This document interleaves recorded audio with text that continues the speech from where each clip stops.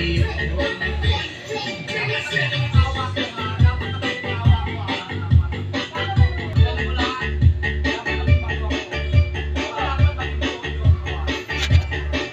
po ang wings ay 60 pesos dalawa po.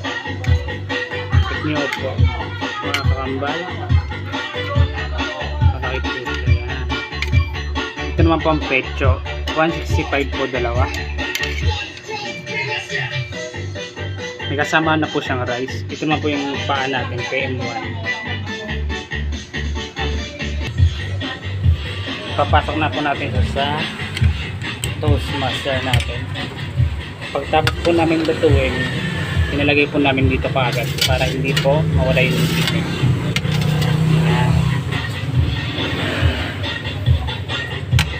Okay.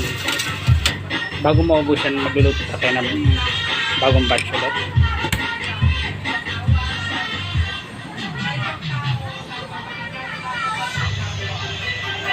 Yan po ang kambal inasal.